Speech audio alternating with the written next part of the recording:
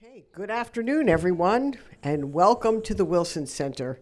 It's a privilege to have you all here with us today and joining on the live stream. I'm Sherry Goodman. I'm a senior fellow here at the Wilson Center with both the Polar Initiative and the Environmental Change and Security Program, and pleased to welcome you here. A special welcome today to our distinguished guests, oceanographer Sylvia Earle, our many diplomats, and dedicated protectors of our oceans. I think that's everybody then, right? Okay, the Wilson Center is the formal living memorial to President Wilson, who was our only president to have a PhD. And instead of building a monument on the mall, Congress chartered the Wilson Center 50 years ago to bridge the worlds of research, policy, and practice to inform more effective foreign policy. And importantly, for our event today, the charter establishing the Wilson Center selected two subjects for special emphasis, one of them being the oceans. Indeed, Senator Pell of Rhode Island, a longtime ocean advocate, specifically called out increasing understanding of the requirements for adequate international agreements for our rapidly expanding ocean environment, noting that scholars at the center can make important contributions in this area. That was 1970. Today in 2019, the Wilson Center is ranked #1 for institutional collaboration among think tanks and for regional studies, and among the top 3 for transdisciplinary research. And I think oceans are perhaps the best example of the need for this type of transdisciplinary research across science and policy, drawing on regional studies and institutional collaboration, all the areas where Wilson is strongest. Today, Wilson is living its original mandate to be a leader on ocean research, open dialogue, and actionable ideas. This is our second oceans event in as many months, with a recent high-profile event on oceans plastics, and importantly, the addition of Ambassador Dave Bolton to our team, our ocean ambassador. More about him in a minute. Fittingly, today's event is co-hosted by the Wilson Center's Polar Initiative and the Environmental Change and Security Program, the Pew Charitable Trust, with generous support from the Prince Albert II Foundation. Thank you to our partners at Pew and to the Prince Albert Foundation.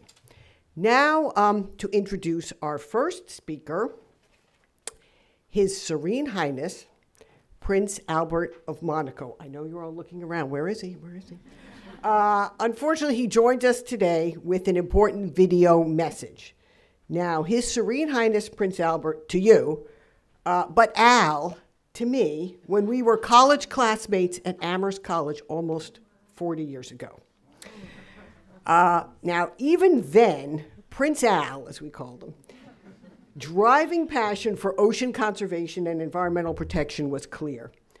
A family inheritance from both his father, Prince Rainier, and longtime family friendships with Jacques Cousteau and family. Almost 4 years ago to the day, Prince Albert was here in Washington, D.C. for the first Global Oceans Conference convened by our then Secretary of State, John Kerry. Indeed, some of you were probably there and remember it. Prince Albert, as the leading head of state at this gathering, devoted his energy, his considerable global clout, to advancing ocean conservation, biodiversity, and climate change. He and I share a passion for leaving the world a better place for our children and future generations. Please join me in thanking Prince Albert and the Prince Albert II Foundation and their representatives for their leadership and support.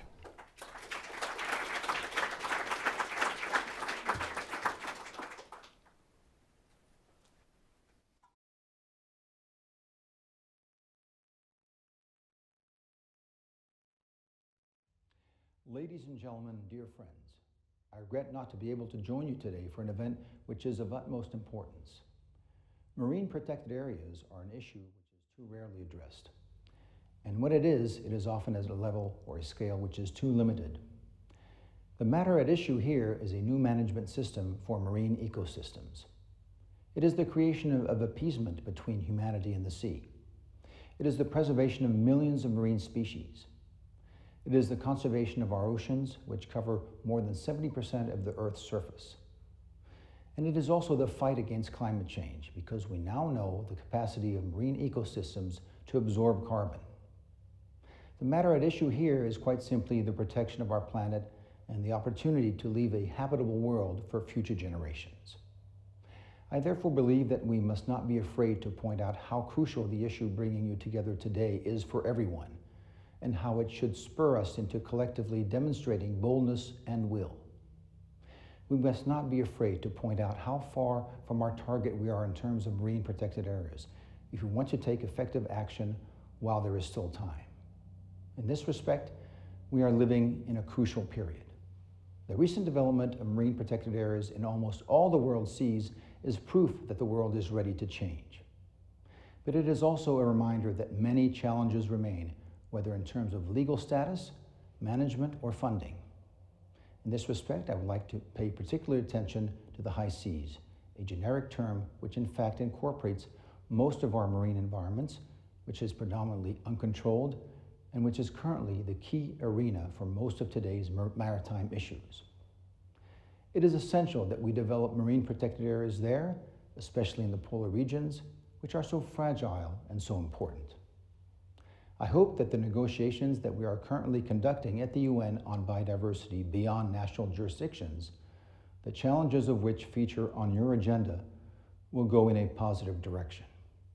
That is why it is important to support current efforts for marine protected areas, to anticipate them and to give them thought, as you are doing today, and as I endeavor to do, both within multilateral organizations and contacts with other heads of state, as well as through the actions of my foundation. Together, at every level, with all our force, we must do everything in our power to promote these solutions. I wish you very successful discussions and send you my support, friendship, and encouragement. Thank you. Ladies and gentlemen, dear friends, I regret not to be able to join you today for an event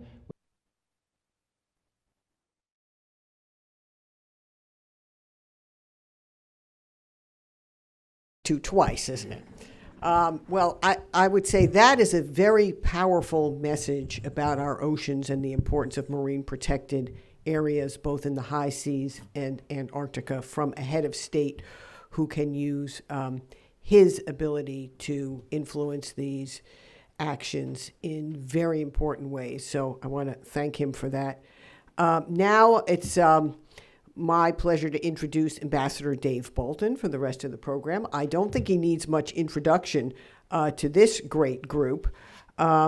He really is America's Oceans and Fisheries and Arctic Ambassador. With his presence here at the Wilson Center, we now have a critical mass of capability on oceans, polar, and climate matters, all among the most important global issues of our age. The head of our Polar Institute and the whole Global Change and Sustainability Center, Mike Safrega, couldn't be with us today, but he and Dave and myself and the others here, I see the head of our Environmental Change and Security Program, Lauren Herzer-Reese, are very excited to be working with you all.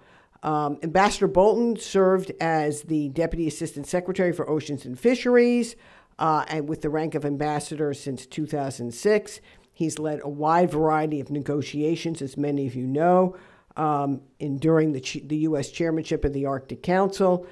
He served as chair of the senior Arctic officials. He also negotiated a very important Arctic fisheries moratorium as one of his final acts, and I'm told that he's appeared with the National Symphony Orchestra, although it's his wife that is the real musician. So with that, Ambassador Bolton, take it away.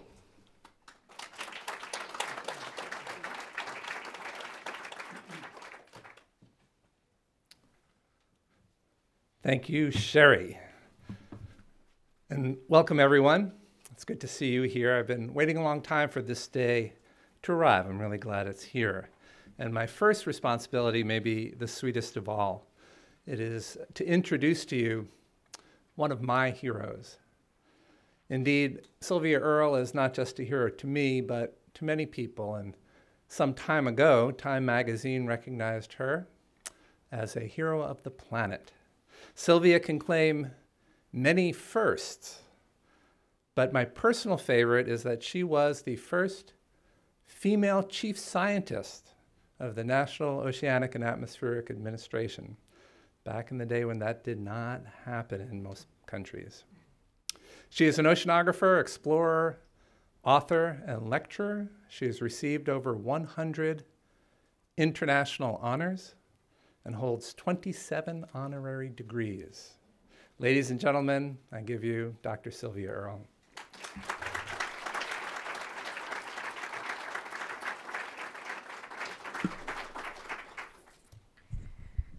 Thank you, Ambassador Bolton.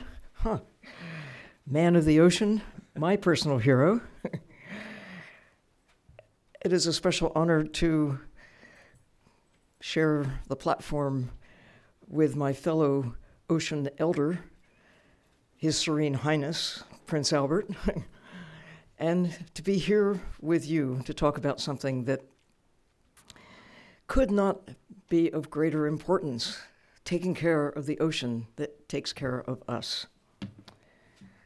So, I can't resist beginning this conversation with this image, just to put front and center what it's all about.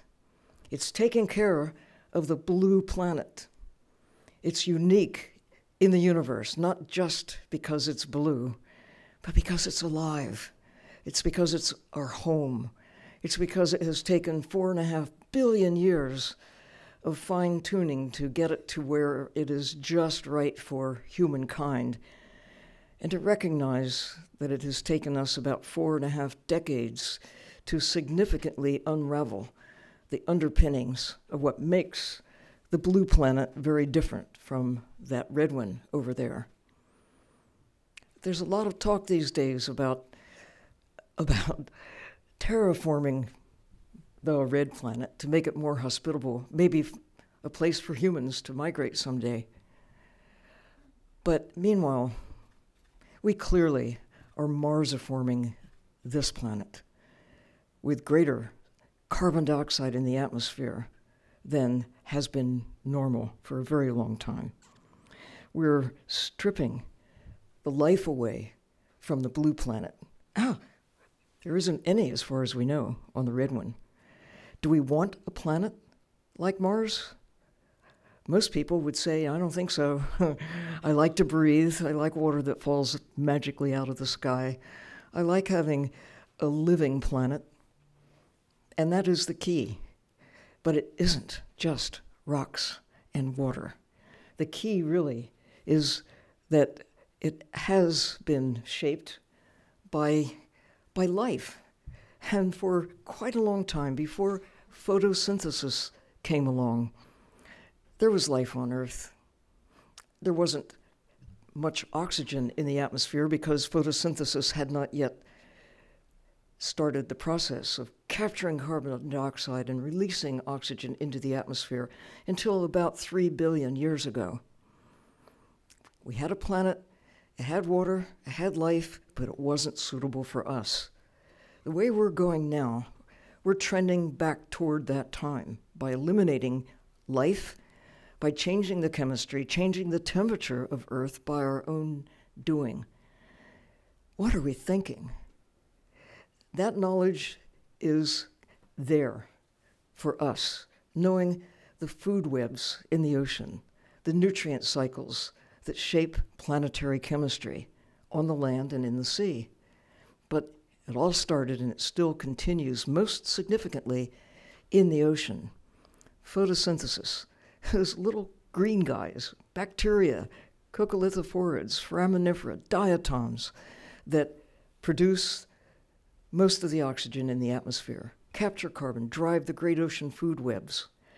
And the thing is, most people throughout all of the history of humankind have been oblivious to this.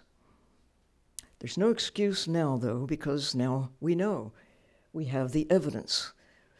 I mean, not everybody is tuned into the evidence about the diversity of life, mostly in the ocean, that the greatest abundance, the greatest weight of life is out there in the sea. We know this now, and we know that that's what keeps us alive. The evidence is there for anyone to tap into. And the fact is that 10-year-olds today have access to knowledge that could not exist until right about now.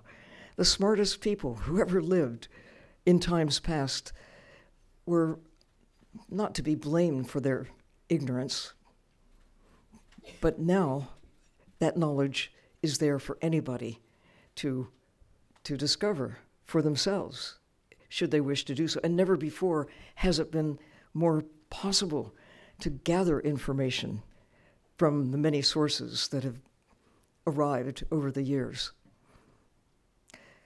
Our prosperity, what we know, has been derived from literally thousands of years of people, individuals, explorers, scientists, thinkers, whatever. They learn things, pass that knowledge along, learn things, pass it along, generation to generation. And here we are. We have language, we have music, we have numbers, we have so much going for us. Mostly we have knowledge of our place in the universe. It was only, you think, 500 years ago when that first circumnavigation of the world began? There was still the attitude that Earth is the center of the universe and humans are the center of the Earth, that everything revolves around us. Well, many still, unfortunately, feel that way. But we've got evidence to the contrary. Look at the explosion of life in the ocean, powered by the tiny creatures that are consumed by the next level up and then the next level. And pretty soon you have this amazing transfer of energy from one form to another. I'm going to go back because I think you would like to see the transfer of energy in action, because it's such a cool thing to be in the midst of a food web and not be a part of it, to be a witness to it. You got birds coming down and dolphins swimming and sharks and tunas, and everybody's having a good time except those little fish. But that's how it goes. You know, it's the carbon cycle in action. We have begun to appreciate the importance of trees and forests and wildlife generally on the land, at least with greater appreciation than we have for life in the ocean as it relates to climate. But there's a growing voice for blue carbon, sharks as carbon-based units, tuna as carbon-based units, krill, phytoplankton. I mean, humans are carbon-based units too, for that matter. But our habit of extracting wildlife out of the ocean and essentially burning it when we consume it, the carbon dioxide goes into the atmosphere, we lose the underpinnings of the mechanisms that are tightly connected in the ocean. When you think about our power to kill, to extract, from just the middle of the 20th century to the present time, when populations of major categories of life in the sea were here and have been brought down to a fraction of their former abundance, what else has happened in the process? What links in the carbon cycle? What links in the oxygen cycle? What links in the conveyance of energy from one form to another? I mean, when you think about it, okay, what powers phytoplankton? Well, what powers your garden? You fertilize a garden to make the gardens greener. In the ocean, there's your fertilizer factory.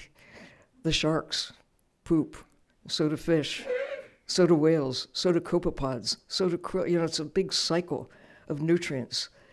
And it's common sense, it's logical. Anybody can see this and observe it, but we just haven't thought much about what makes the ocean the ocean. We've thought the ocean was so big, so vast, then nothing humans could possibly do could upset it, could change its nature. It was a place to put things we didn't want on the land, to take things out of the ocean on a scale that now we know is not sustainable. It's in fact disrupting the chemistry of the ocean when you take so much life out of the sea and break those nutrient cycles. The level of phytoplankton in the sea has dropped in the last 50 years by about 40%. But who notices? It's not a headline in the Wall Street Journal, for heaven's sakes, or even the New York Times or the Guardian. It's a headline in some scientific journals, the deoxygenation of the ocean, the drop in phytoplankton. Why aren't we paying attention? Because we can still breathe. There's a lag. But what we should be paying attention to is what circumstances set Earth apart from every other place in the universe that is nothing that we should take for granted.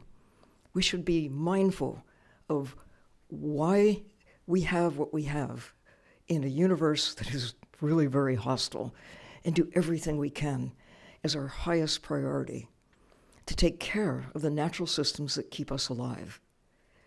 Okay, we didn't know a lot of things 500 years ago, and certainly not 1,000 years ago, or even 50 years ago when this institute, the Wilson Center, got up and running. But today, armed with the greatest era of discovery in the ocean and the capacity to put things together, to take bits of information, see the patterns, look at the conclusions, make projections into the future, depending on what we do or what we fail to do. So, should we continue using sharks as a commodity, source of a luxury kind of dish, shark fin soup, and encourage fishermen in this country to sell wildlife from the sea? I think it helps to consider our attitude and our ability to think differently about certain forms of wildlife. Because when I was chief scientist at NOAA, I served on the Whaling Commission.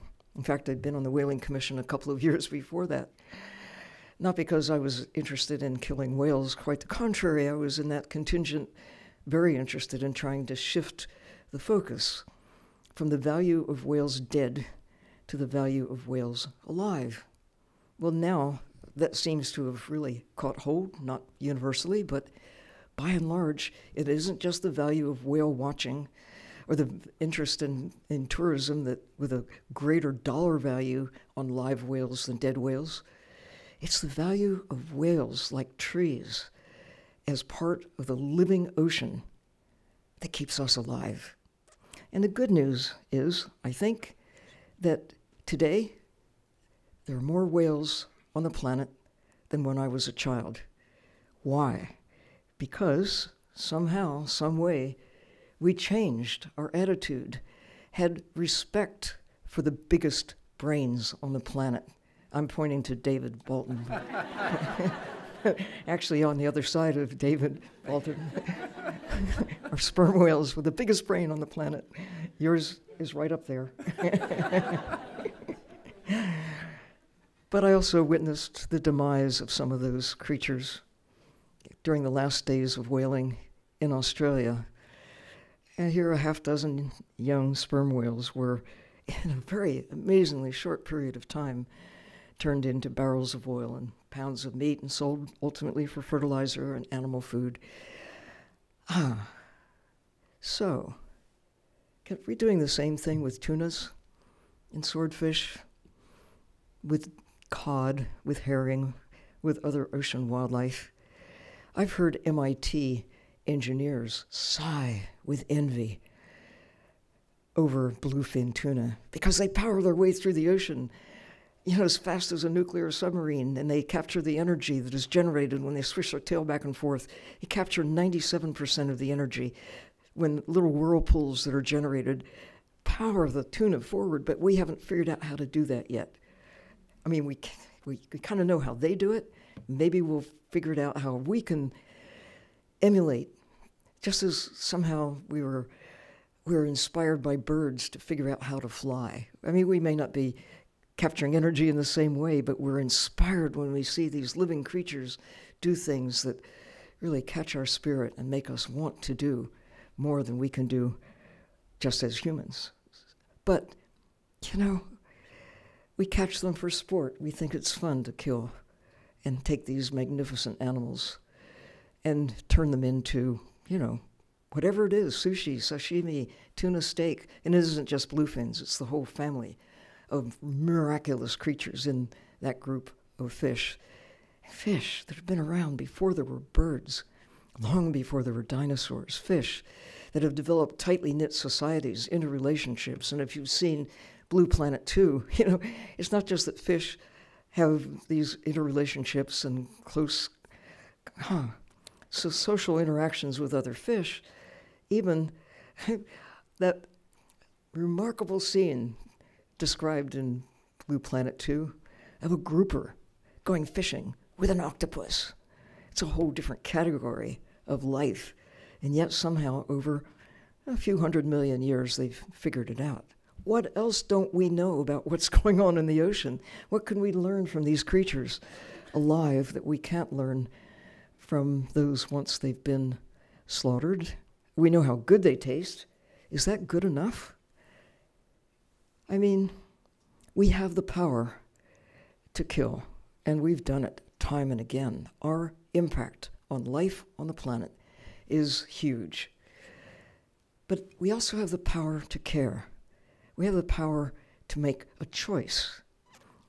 Creatures all around us have intelligence, and they have sensory systems that are different from ours, and in many cases similar, because the chemistry of life is connected through all forms of life. But do we have the intelligence? Do we have the compassion? Do we have the will to escape from the habits that have been born of a time when our predecessors had to eat wildlife for survival? I mean, 10,000 years ago, not much choice. We did not have agriculture fine-tuned to the level we do today. And so eating wild plants, wild animals was a necessity. Today it's a choice. And we still think of it somehow as a choice. I mean, not a choice, but we have to take wildlife from the ocean for food security.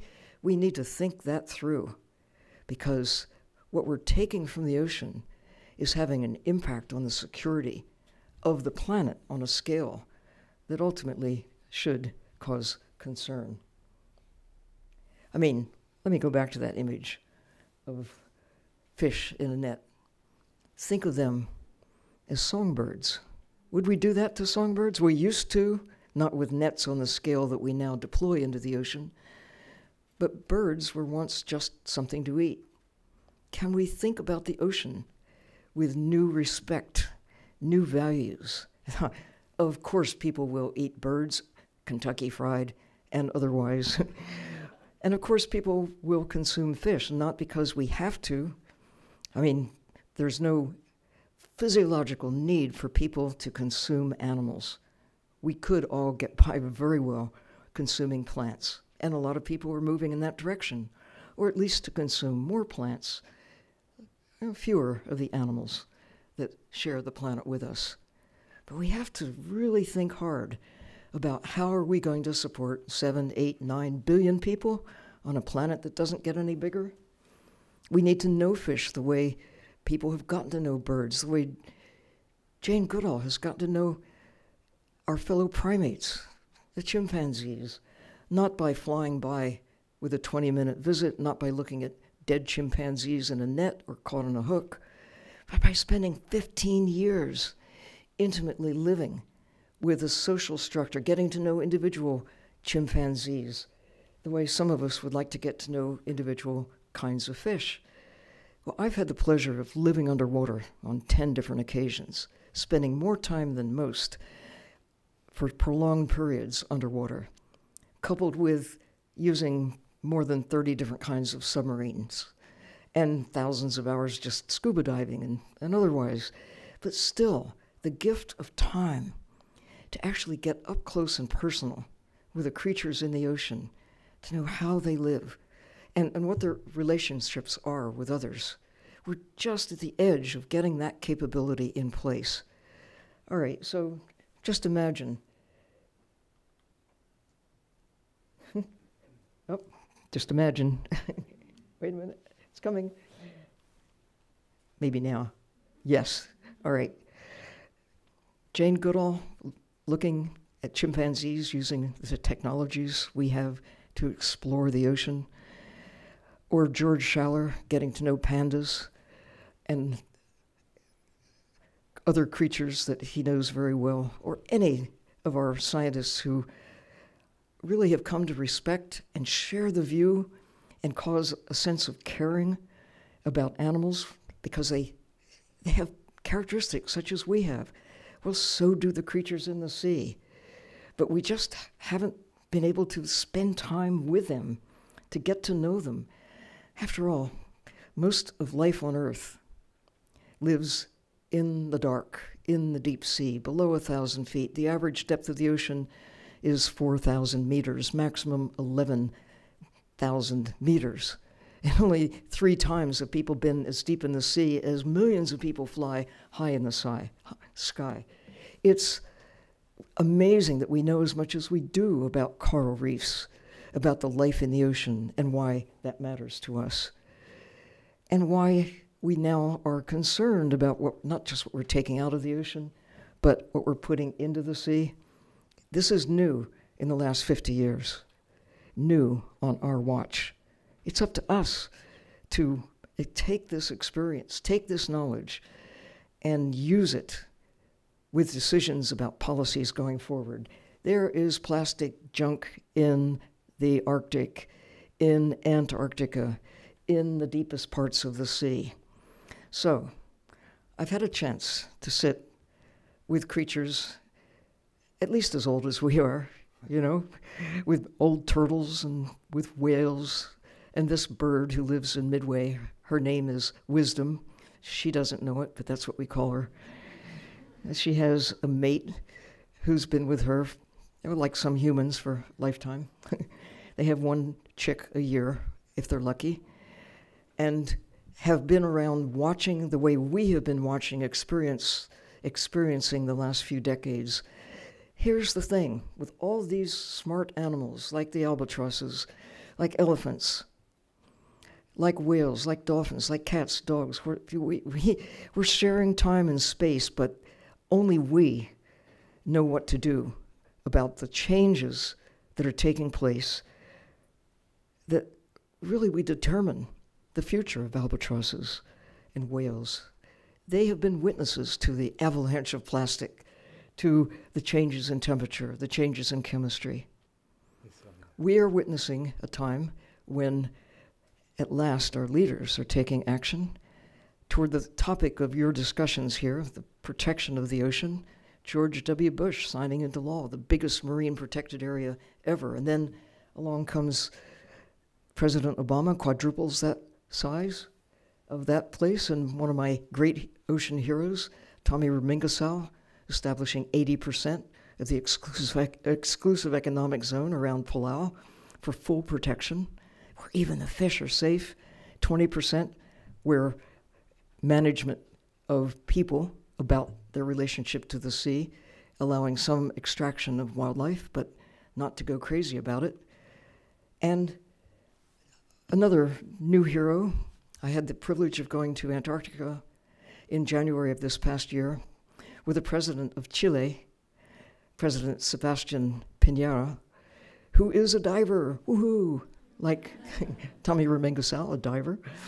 He's also a pilot, and he really articulated a concern that I hope you will share, that we are the first generation to really understand the magnitude of the problems we face, the opportunity, really, to see with new eyes what our predecessors could not see.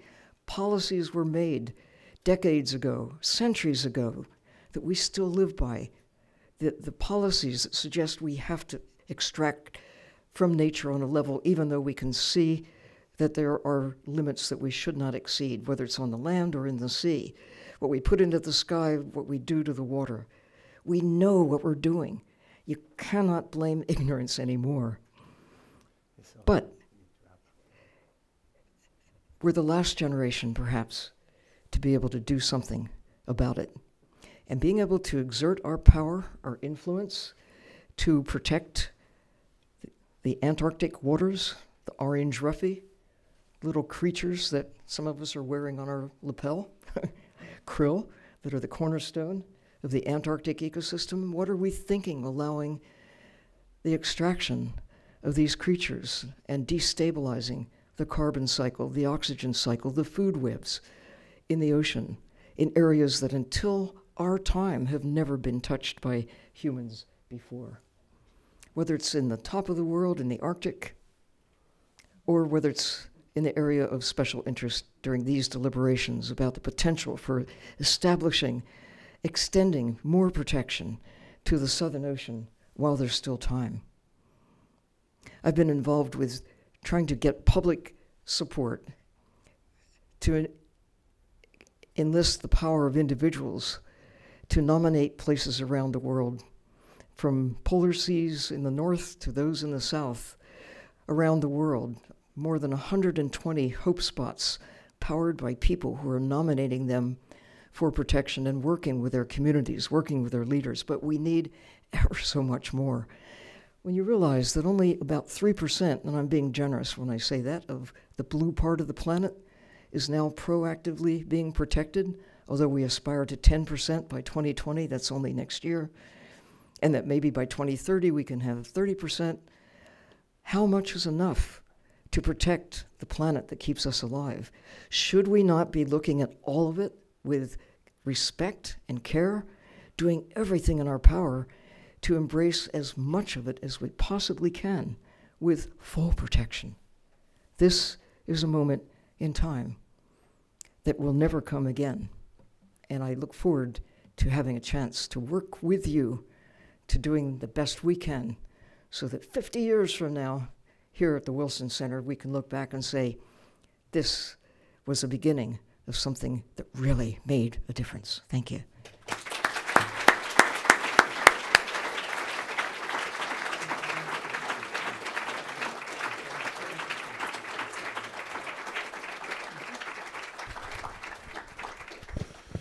Ladies and gentlemen, Dr. Sylvia Earle. We have two panel sets of presentations for you. Sorry, we have two panel presentations for you. But before we start the first one, which has to do with marine protected areas around Antarctica, we have a short video to set a context for this. Amanda? Circling the icy continent of Antarctica is the most pristine of all marine habitats, the Great Southern Ocean. Looking down on this ocean, the sheer beauty and power of the natural world is overwhelming. This is our last ocean frontier. Over 9,000 species that can't be found anywhere else in the world call this place home.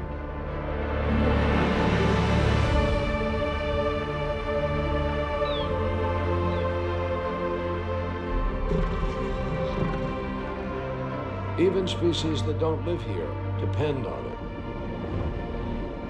Strong Antarctic currents carry deep-sea nutrients to faraway oceans, sustaining 3/4 of the world's marine life. As remote as it is, the Southern Ocean is under increasing pressure. It's one of the fastest warming places on Earth. And there is a growing interest in commercial fishing in this area. The strain is becoming visible. We have the power to protect this ocean. It can be done And in fact, it's already begun.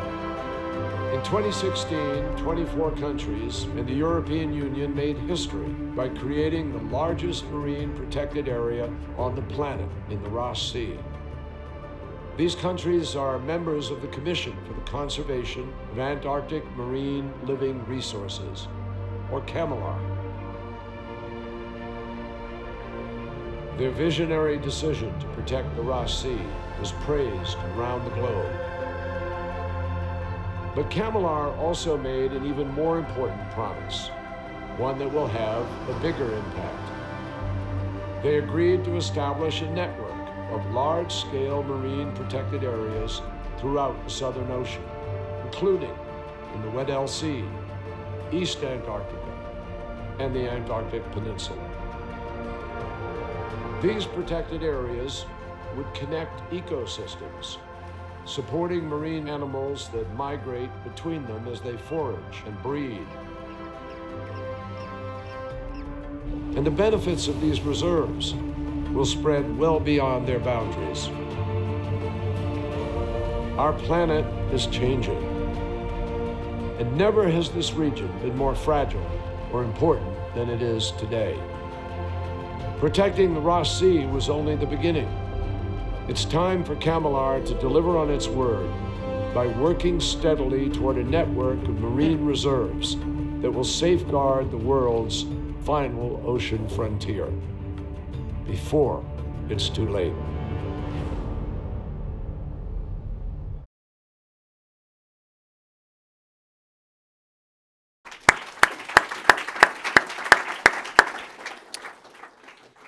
Thanks very much to our colleagues at Pew for providing that video. In case you didn't recognize the narrator, that was my former boss, John Kerry.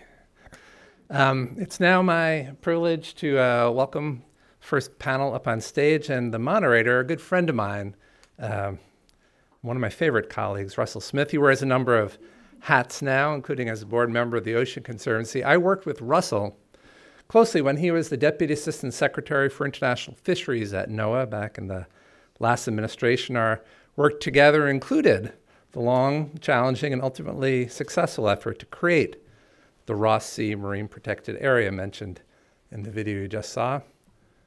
Russell, comm is yours.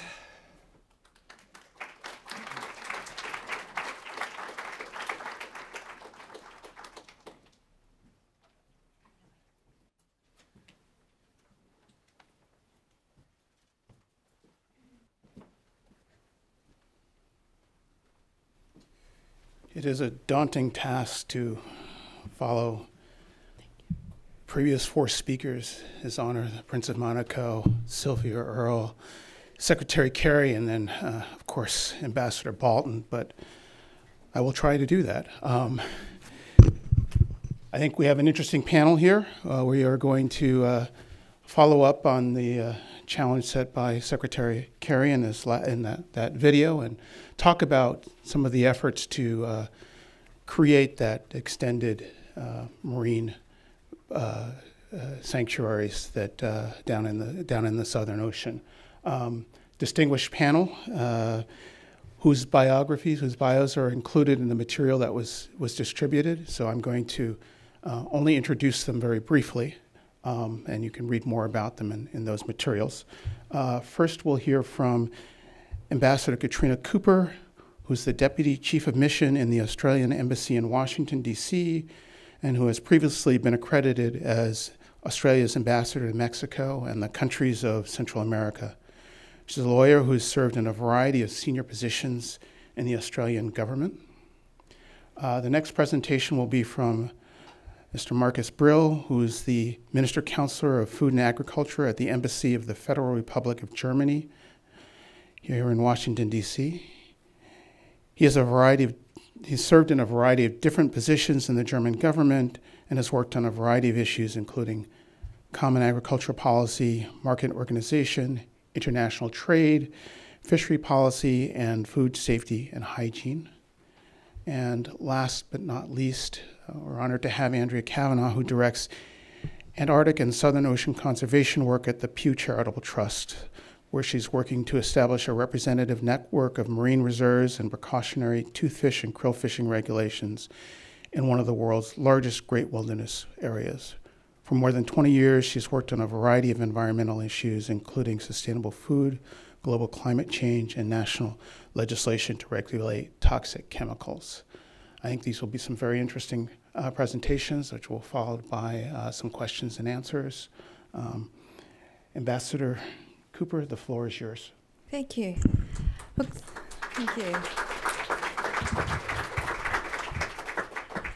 Thank you very, very much for that introduction, and it's a great pleasure to be here and to follow such a wonderfully passionate presentation by Dr. Earle, and it's wonderful to meet you too, Ambassador Bolton, and thank you, Sherry, for your excellent coordination. One of the terrific privileges I had in my most recent role, which was as the Senior Legal Advisor in the Department of Foreign Affairs and Trade, was leading our Antarctic Treaty delegation to the ATCM meetings. So for that reason, Antarctica is very dear to my heart. I'm also, though, from Tasmania, which is an Antarctic gateway. So that's the second reason that Antarctica is very dear to my heart.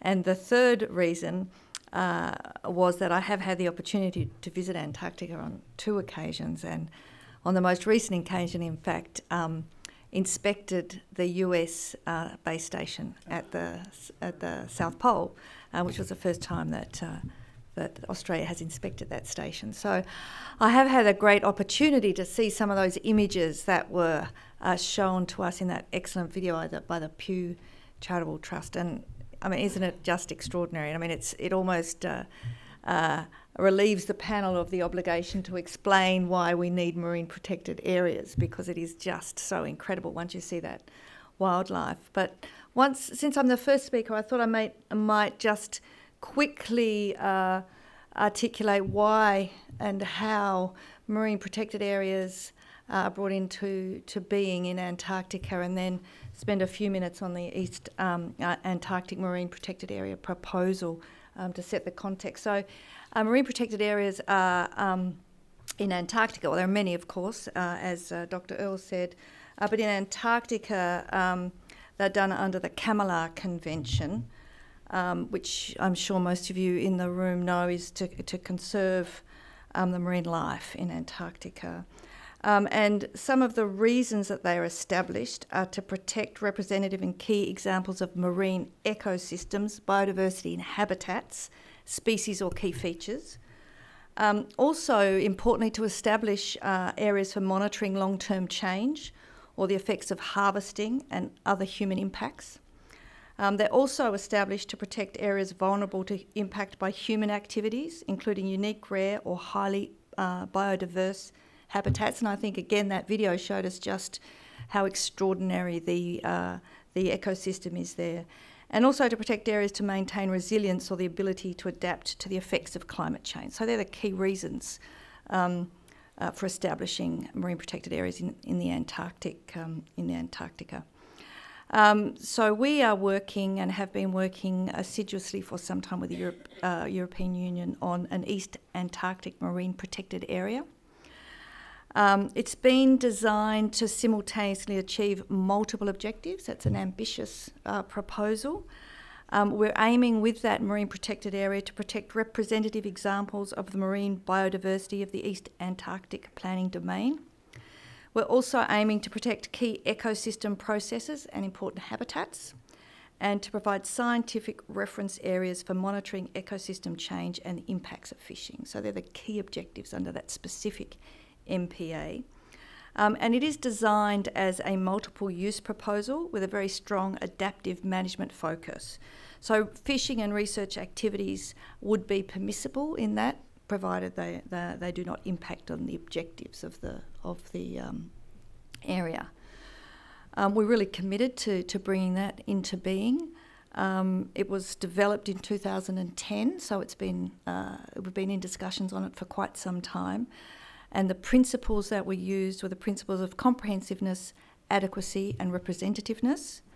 That proposal was endorsed by Camelot's scientific committee, as being based on the best available science, which is of course essential, and it was first presented to the Commission in 2012. So what we are hoping to achieve with that marine protected area is to conserve distinctive examples of biodiversity in the Southern Ocean. And in that particular area, what we see is distinctive deep water flora and fauna that supports ecosystem roles, such as feeding areas for marine mammals, penguins and other seabirds. So that in a nutshell is what the East Antarctic Marine Protected Area aims to do. We remain very committed to seeing it come into force, and that will help, of course, to extend the area in Antarctica that's now covered by marine protected areas. And I thought that, again, that video showed quite neatly where we are. Well, thank you, Ambassador Cooper.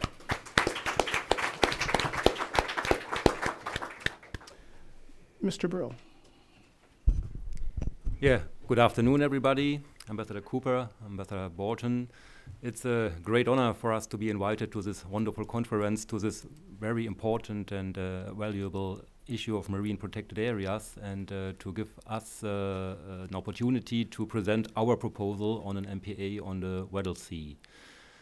Actually, my colleague Walter Dübner, who is the long year representative of Germany, both in CAMLA and also in IWC, would very much have liked to be here with us today, but unfortunately, when we got the first invitation, he already had booked a holiday exactly for this week. So he asked me to replace him, and it's a pleasure for me to do that, and I will try to give you a general overview on our proposal, on the background, on the importance element, the fundamental elements of the proposal. Walter asked me to show you first, as a kind of appetizer, a short movie which was produced by our Alfred Wegener Institute. That's the German Research Institute, who is doing a lot of research in Antarctica and also elaborated the proposal together with my ministry and all other stakeholders. So perhaps we start with the movie, lean back and enjoy.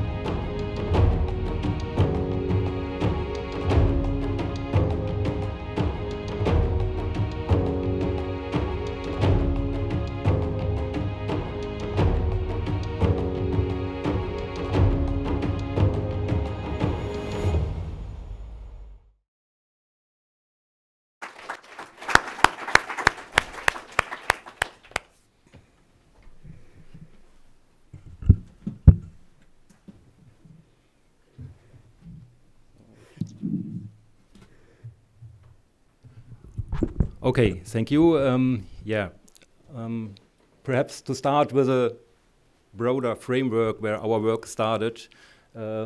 Most of you will know in 2010, the strategic plan for biodiversity adopted in Nagoya stated that at least 10% of coastal and marine areas should be protected.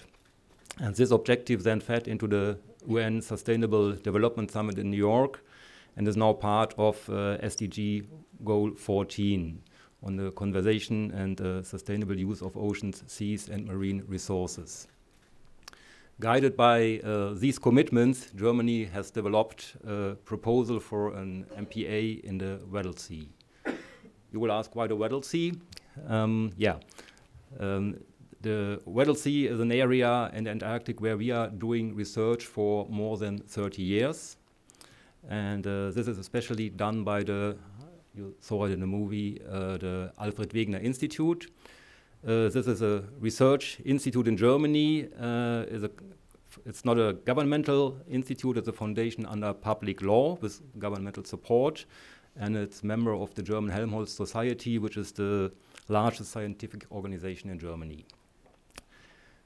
AWI runs a research station in the Antarctic, the so-called Neumeier station, since 30 years. It has been replaced twice since, so we are now at Neumeier 3, which became operational in 2009.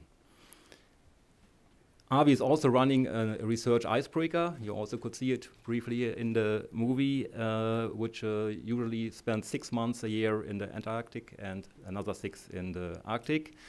And just recently there was a very interesting article in the Washington Post. Perhaps somebody of you read it. If not, I can send the link to David. But this was on the Arctic part then, and they described how they are working. And so from all this work, both the research station and the research vessel or icebreaker, we of course gathered a lot of experience and a lot of data in this area of the Antarctic Sea. And this was then the basis for our proposal. Main actor was the AWI, together with my ministry and other stakeholders in Germany involved as well. The process for the elaboration of the proposal was open and transparent and science-based. At least that is our own assessment. I hope you all agree. If not, tell me. There were 2 international expert workshops where the proposal was discussed, and we also created or established a special CAMLA E group. So at the end, all studies relevant for this issue were compiled, checked, and consolidated as the basic for the proposal. There are a lot of scientific background documents. You see it here in the slides. I guess they all are available on the CAMLA site or on the site of the Alfred Wegener Institute and my ministry. And yeah, let's have a look at the planning area. As mentioned, our proposal is for the Weddell Sea. These are domain 3 and part of domain 4. And can I point with this one? No, I don't. So the Neumeier station is somewhere here.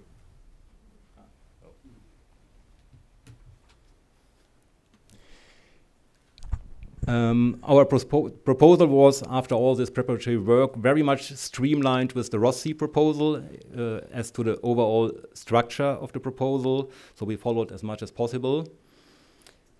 And we started with establishing some objectives, 6 of them more of a general nature as to ecosystems, biodiversity, and environmental issues, and 12 more special objectives and these are only examples, there are 12, on pelagic conservation, Atlantic conservation, and research.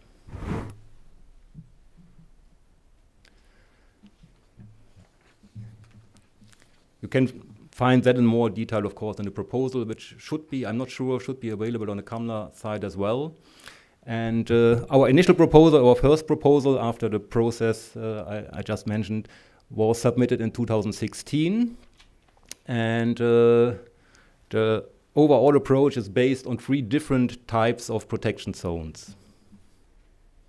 So we have a general protection zone. These are the 2 bigger areas. Then we have special protection zones, altogether 10. These are the smaller red spots. And then we have 3 fisheries research zones. The total area you see on top covered by our proposal is about 1.8 million square kilometers, which is about 700,000 square miles, 5 times the size of Germany, and so far that would be the largest MPA ever. So the rules and restrictions for the zones are different. I start with the basic objectives related to the zones. So for the general protection zones, these were the 2 big areas. The basic target or objective is to provide marine living resources, key species and top predators, and high productivity areas. And very important, especially in combination with the research zones, the research and monitoring to even increase. We still have, we have a lot of data collected, but we still work. There's still some work to be done. So research and monitoring in the general protection zones is also an important objective. Then the special protection zones, these 10 red spots, there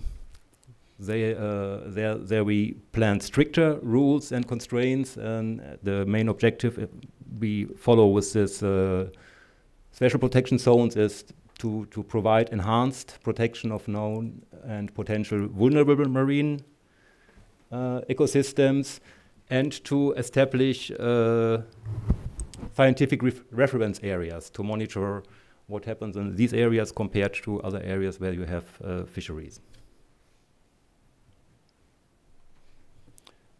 So finally, we have the fishery research boxes, 3 of them, and the main objective of these kind of protection zones is to better understand what is the impact of fisheries in this area.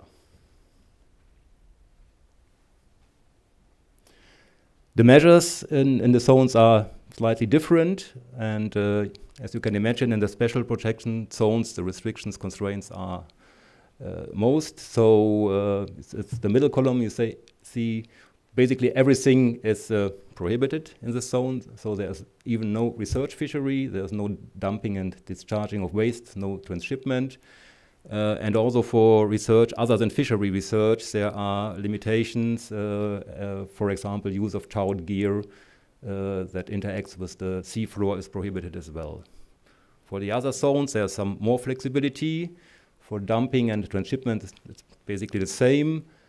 But in the general protection zone, fishing for Disosticus is allowed, but it's limited to 5 tons per vessel per year, while fishing for all other finfish is prohibited. And similar for the fisheries research zone, where some fishery, of course, is possible, but there are strict rules as to the kind of fisheries and the gear.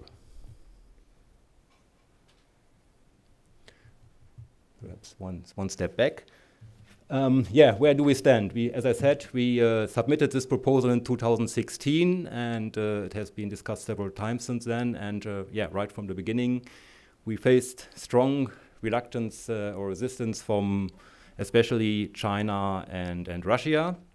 They argued that there is not enough data available or has been used for elaborating the proposal, and they also claimed that the potential of commercial fisheries has not been taken into consideration sufficiently. We had some other members, or some other members of CAMLA, which also asked for some amendments, and on this basis, our colleagues, together with the ARVI, tried to build a second proposal, which has been submitted recently, and that's where we stand now. In this second proposal, it's a little bit difficult to recognize, but one element, now it's better, okay. this is the main difference. So this was the first general protection zone in 2016, and now this one has been added. So the size of the MPA area even would be extended. And then in the research zone, some amendments have been made as well. So this is now our proposal number 2, but it's still work in progress. There are a lot of deliberations and negotiations with all parties concerned. And the next one is within a couple of days or weeks in Prague, where a workshop will take place organized by the European Commission. And yeah, we will see. There's still some work to be done and obviously some hurdles to cross. But hopefully at the end of the process, we will have an appropriate and sustainable solution agreeable for all parties, which reflects the urgent need, and we heard that before, to better protect this very valuable area in the Antarctic. For those interested in more details, you can find a lot, and not only in German, also in English, on the website of the Alfred Wegener Institute and also on the website of the Agriculture Ministry. Thank you for your attention.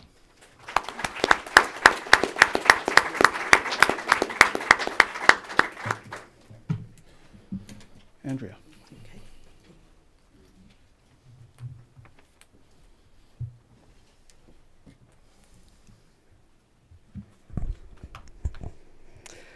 Well, thank you all so much for being here on this super hot day. At least we're here to talk about a cool place, both literally and figuratively. Thanks so much to the Wilson Center for hosting us, and especially Ambassador Bolton. It's been a real pleasure to work with you and offering us the space to all get together and talk about the importance of these proposals. And I would really like to thank also my fellow panelists, Ambassador Cooper and Mr. Brill, for presenting on your proposals. And thank your countries, also Australia and Germany, for the hard work that you've put into these proposals over the years. I think it's hard to even describe how long of a process it is at CCAMLR just to get the proposal on the table. And then you have to go through years of negotiation after that. So thank you very much for all that work that you've done. I work for the Pew Charitable Trusts and on Antarctic and Southern Ocean conservation. And I just wanted to let you take a look at this awesome street art. This is actually now in downtown Hobart, Ambassador, so I hope you get to check it out when you're home. Every year we try to do something to make sure that the spirit of Antarctica is infused in Hobart, and so that was one of my favorite things we've ever done, actually. And so this is also in Hobart. This is the seat of the Secretariat for the Commission for the Conservation of Antarctic Marine Living Resources. And CCAMLR was actually established under the Antarctic Treaty. The Antarctic Treaty actually just had its 60-year anniversary this week, which is incredible. The Antarctic Treaty was visionary at the time, and I think even still is. It was a treaty signed to dedicate the continent of Antarctica to peace and science. And it did a great job of protecting the land, but it didn't do as well to protect the ocean for some of the same reasons that Dr. Earle talked about, that people just didn't think about the ocean as having being a problem. So in the 80s, there was a lot of krill fishing that was occurring in the Southern Ocean. So the treaty parties got together and created CCAMLR. This is just a peek inside the meeting room. CCAMLR consists of 25 different member governments. It's governed by consensus, which means everybody has to agree. And consensus can be deadly and painful at times, but once you reach it, it has the power of having everyone behind you, and you can't go back on it. So it is worth all that time and effort. And the other thing about CCAMLR that I think Ambassador Cooper did a great job of talking about is that its primary mission is to conserve Antarctic marine life. It was put in place to look at making sure that the species and ecosystems don't degrade with use. So the most important thing about Antarctica is to make sure that in 2 to 3 decades, any decisions that are made, they can be, the resources will stay intact. CCAMLR also uses the precautionary principle. And so, yeah, that's just a bit about CCAMLR. So the Southern Ocean, why is it important? I think that video was great. It did sort of talk about why the Southern Ocean is important, but also Sylvia Earle again talked about the fact that Antarctica is a cooling system for the world. The formation of Antarctic bottom water is one of the major drivers of ocean circulation throughout the world, and it transports cooler water all around the globe. And those same currents actually transport nutrients around the globe, so the currents pull nutrient-rich waters from the very deep ocean and bring them to the surface. And the water is then distributed around the globe, and it supports 3/4 of the world's marine life. Antarctica is also important for Antarctic krill. It supports a huge ecosystem of life, whales and seals, penguins, and different fish species that actually make their own antifreeze so they can survive in these deep waters. And at the center of that, as Sylvia mentioned, are krill. Krill are the keystone species in Antarctica. Pretty much every species depends on it in some sort of way. And krill are a very important carbon sink. Antarctic krill feed on microscopic plankton right near the surface, and then they move to deep ocean water several times during the day and excrete waste. And it's estimated that up to 23 million tons of carbon are locked away every year like this, and that's the equivalent to the carbon produced by 35 million cars. Antarctica is also important because of the species that live there, some species that are found nowhere else on Earth, like this Weddell Sea, which is under the sea ice in East Antarctica, and this incredible emperor penguin also in East Antarctica. And this is one of my favorite slides. It's, I think, difficult to see in this light, but the bottom of the Southern Ocean is filled with life. And people wouldn't think that because on the surface you see only the snow and it looks kind of desolate up there sometimes perhaps. But on the bottom, it's just carpeted with animals that look like a coral reef, but they're not. It's all animals. So it's just an amazing place. And it's important in Antarctica to be studying animals about behaviors. For example, this is a pod of orcas that are about to try to they work together as a team to knock a seal right off that iceberg to have a snack. Other animals, of course, are just hanging out, but equally beautiful. And then some animals, like this guy, have learned some bad human behaviors, like photobombing. So that's my all-time favorite photo. I always have to use it.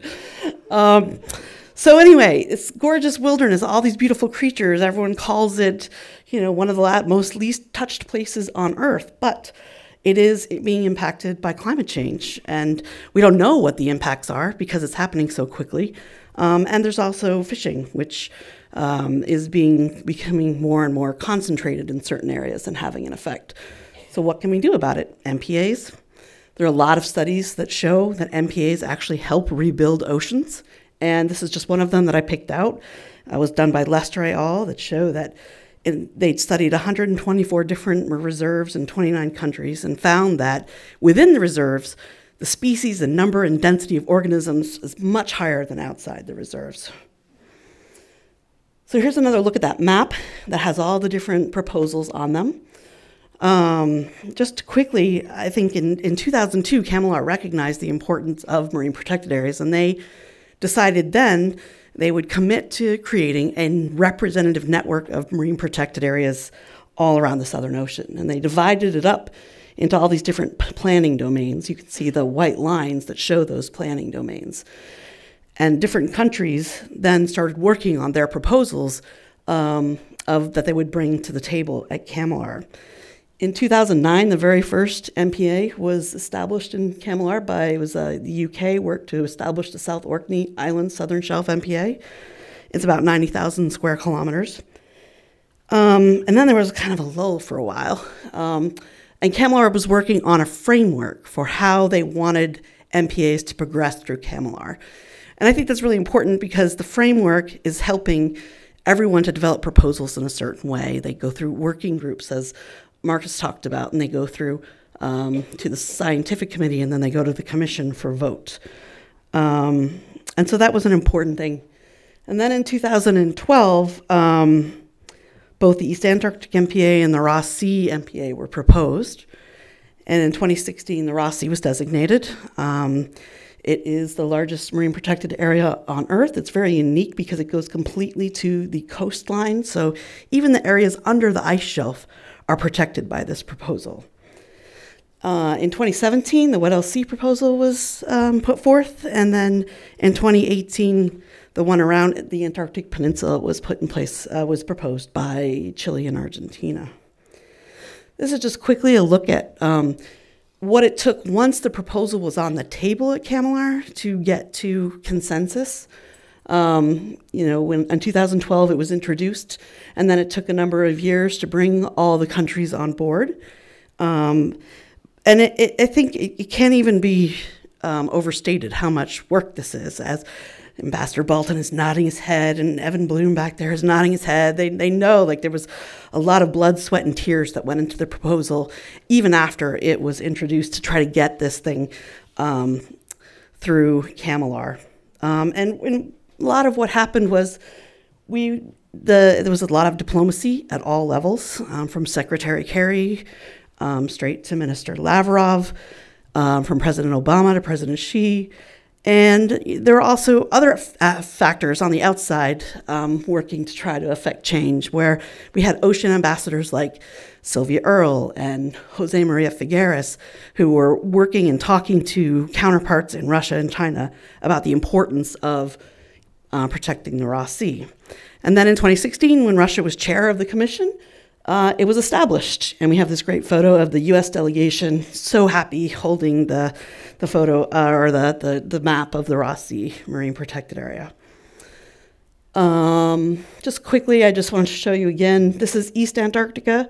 What is interesting about this map is that you can see the darker areas show where the predator habitat is most important. So you can see how they developed the proposal was for conservation values of what's the most important to protect. And again, Weddell Sea map, which you've seen from Marcus, you can see the darker areas, again, are the most important biological values. So I want to spend a little bit of time talking about the Antarctic Peninsula because, unfortunately, we weren't able to have someone from Chile or Argentina here to talk about that proposal. It's the newest one on the table.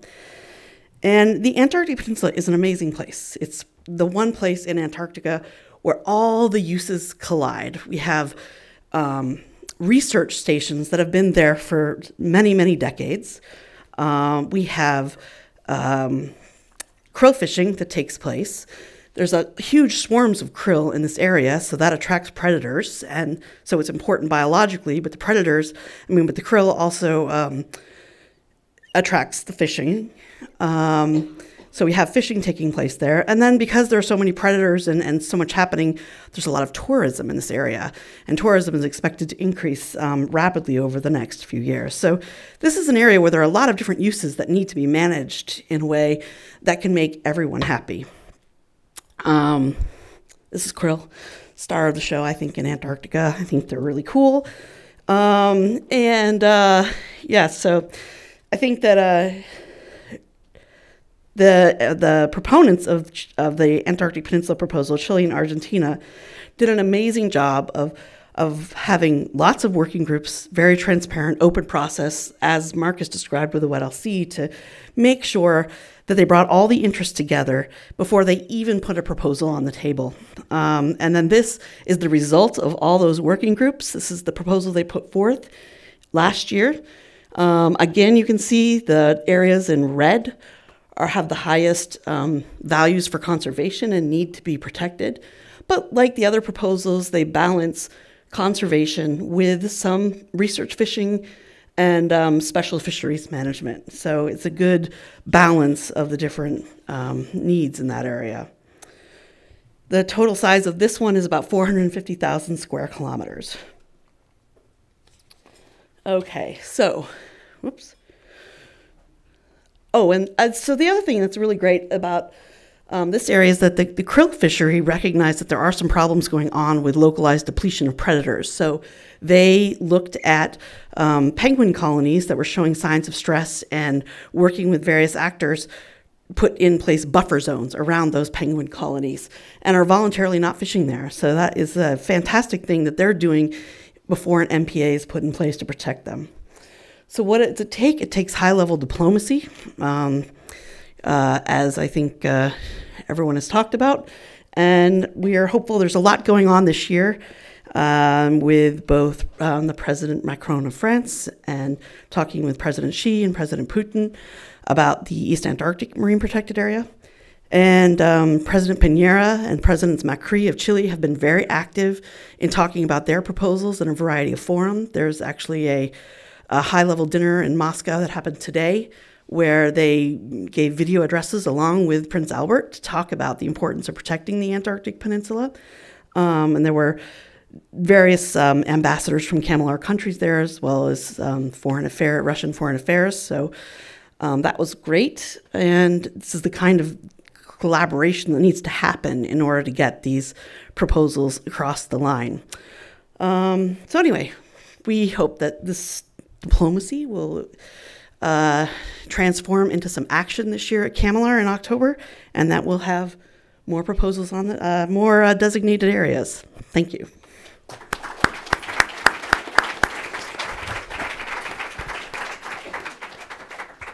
So thank you all very much. I think we have a few minutes for questions. There are some microphones available. Why don't we start with Dr. Earle, if we can get our microphone. She won't need it. Greatly appreciate the thought and effort that's gone into these presentations and the deliberations and respect for the need for diplomacy. But given that the climate scientists are saying we have 10 years to stabilize, maybe less, the planetary processes that are currently in real trouble, isn't there some way that we can accelerate and expand beyond what is already hard won and what is being proposed?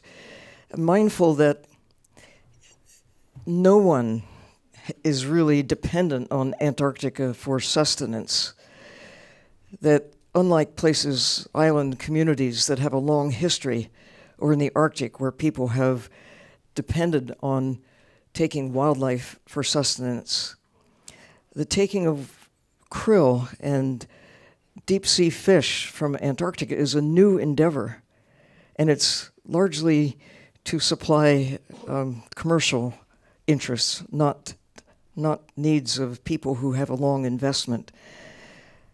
Is there a way to think in terms of advancing a moratorium upon even understanding what are the most important places when we don't know what the most important places really are, given the new discoveries in the deep sea of the corals and sponges and the other life? We haven't done a thoughtful survey of what is really living in, around, and under, or what that means to climate, what that means to biodiversity loss, or what the current activities are already contributing to biodiversity loss and accelerating climate change. So on one hand, I so wholeheartedly respect and applaud the efforts and recognize how difficult it has been to get even to this point of advancing proposals. But I'm just hoping that perhaps we can be even more brave and more ambitious and more, well, whatever it takes to go from where we are to get to a much better place to protect the waters around Antarctica that have such important consequences to all of the rest of the world. And if not now, when? Ambassador Cooper, would you? Thank you. Look, thank you so much. And you know, that question goes, you know, to the very heart of the significance of Antarctica and, you know, what is essentially a race against time increasingly as we're seeing the climate change and the planet increasingly under threat. I'm always extraordinarily impressed by the vision and the prescience of the drafters of the Antarctic Treaty. I mean, as an international lawyer, I can promise you from time to time I go back and look at that treaty because, you know, in the late 40s when they drafted the treaty, in 14 articles. They captured the most significant threats to Antarctica at the time and were able to craft this very delicately balanced treaty that remains in force now, 50, 60 years later. So I think it's an extraordinary document, the founding document, and I think the fact that that countries around the world, that we have all been able to build on that with CAMLR to protect the marine living environment, and then CRAMRA, because you remember, well, CAMLR, as you said, Andrea, there was this krill overfishing, absolutely devastating for the ocean. And then when CRAMRA was brought into account, which puts a moratorium on mining, we were on the brink of signing a treaty to allow mining. I think what we can take away from that experience is that with some of the words that you used, Dr. Earle, vision, courage, commitment, we can make extraordinary leaps and bounds in the protection of Antarctica in that extraordinary, delicate environment. You mentioned the consensus, Andrea. I think you mentioned it as frustrating.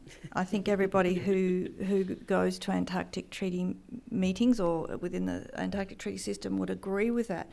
But I think it's this consensus that has made the treaty system so strong and so powerful, because it makes sure that the treaty system values, principles and fundamental pillars on which it is built are preserved and maintained. And if we didn't have that, then we might not still be able to have all of those countries coming together, and the numbers of members of those treaties that continue to grow, coming together to deal with these important issues. And of course, also in the Antarctic Treaty consultative meetings, we have non-government organisations and other folks who come in, scientists. It's extraordinary bringing together of expertise and knowledge. So in a way, that's a little bit of a defence of the system, because I think without that system, my goodness, I really don't know where we would be today. But that is not to say that there's not always room for courage and vision.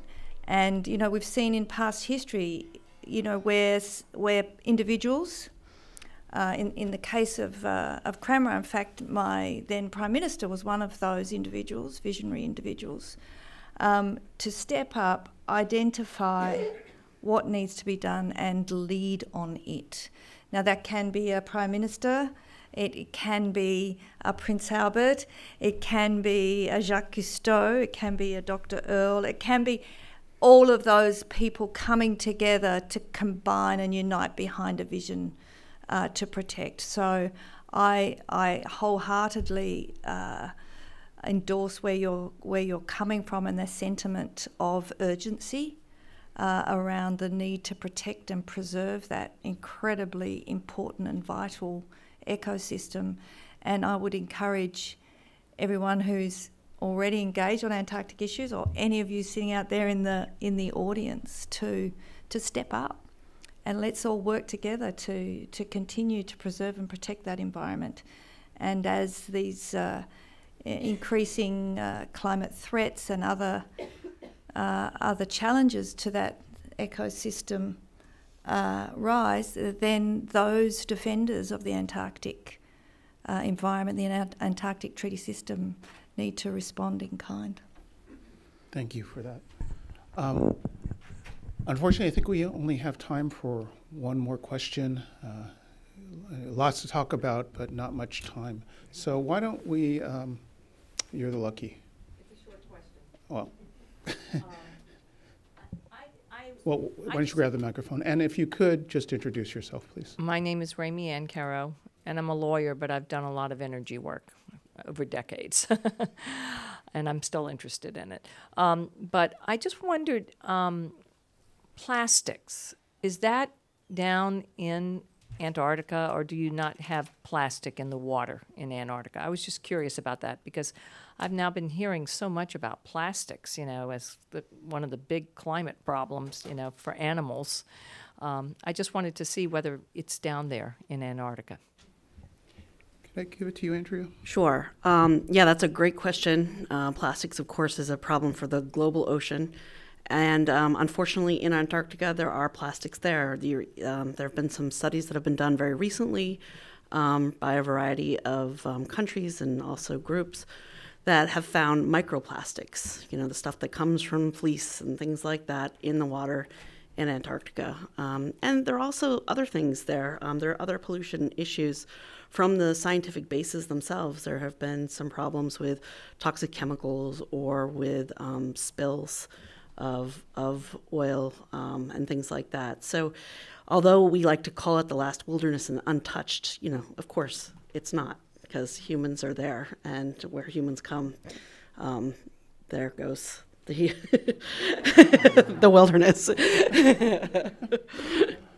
Well, I think this has been a very interesting discussion. I'm sorry we don't have more time, but I'd just like to, and I'd ask you to join me in thanking Ambassador Cooper, Marcus Brill, Andrea Kavanaugh,